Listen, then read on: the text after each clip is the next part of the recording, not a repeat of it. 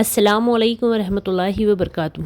دیکھیے سوال ہے کہ روزے کی حالت میں ہم بستری کرنا کیسا ہے۔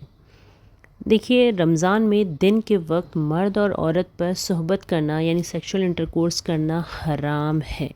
روزے کی حالت میں اگر کوئی شخص اپنی بیوی سے ہم بستری کر لے تو اس کا روزہ ٹوٹ جائے گا، اور یہاں اس حالت میں قضا بھی واجب ہوگی اور کفارہ بھی لازم ہوگا، اور اس شکل میں کفارہ ادا کرنا ضروری ہے۔ دیکھیے روزے کی حالت میں دن میں سیکشول انٹرکورس کر لینے جیسے جرم کی بنا پر 5 چیزیں لازم آتی ہیں۔ پہلے تو گناہ ملے گا جس کے لیے آپ کو توبہ اور استغفار کرنا ہے۔ دوسرا، روزہ فاسد ہو جائے گا یعنی انویلڈ ہو جائے گا، ٹوٹ جائے گا۔ اس کے علاوہ دن کے باقی حصے میں کچھ بھی کھانا پینا نہیں ہے، یعنی روزہ مکمل کرنا ہوگا۔ یعنی مباشرت کی وجہ سے روزہ فاسد تو ہو گیا، مگر پھر بھی پورا دن آپ کو کچھ بھی کھانا پینا نہیں ہے اور روزہ مکمل کرنا ہے تاکہ رمضان کی حرمت باقی رہے۔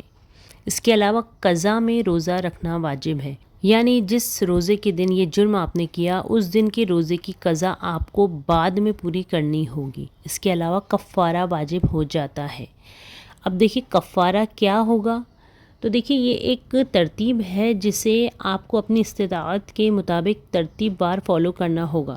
تو دیکھیے اگر کسی نے روزے کی حالت میں اپنی بیوی سے مباشرت کر لی یعنی سیکشول انٹرکورس کر لیا، جماع کر لیا، صحبت کر لیا، تو اسے ایک غلام آزاد کرنا ہوگا۔ یہ پہلا آپشن ہے۔ چونکہ ابھی غلامی وغیرہ نہیں ہے تو یہ آپشن چھوڑ دیں، ٹھیک ہے۔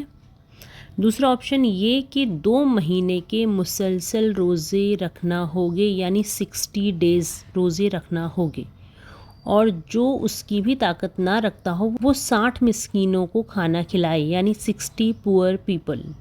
اور دیکھیے کفارہ ادا کرنا ایک طرح سے انسان پر مشکل ہی جاتا ہے، کفارہ ادا کرنا ناممکن سا محسوس ہوتا ہے۔ اس سے اچھا ہے کہ بندہ رمضان میں احتیاط ہی کر لے، کیونکہ آپ بلا وجہ رمضان میں اللہ کی بنائی ہوئی باؤنڈریز کو پار کرتے ہو اور گنہگار ہوتے ہو۔ اور یہ کہ روزے میں بیوی سے سیکشول انٹرکورس یعنی بیوی سے ہم بستری کرنا یہ تو اور بھی حرام عمل ہے۔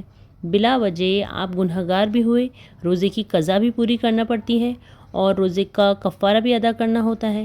اس لیے آپ روزے کی حالت میں بہت احتیاط برتا کریں، اور اگر کسی سے روزے کی حالت میں یہ جرم ہو گیا ہے تو اسے چاہیے کہ پہلے تو بہت زیادہ استغفار کرے، ندامت محسوس کرے، اقرار گناہ اور بہت ساری نیکیوں کے ساتھ اللہ سے سچی توبہ کریں، یہ بہت ضروری ہے۔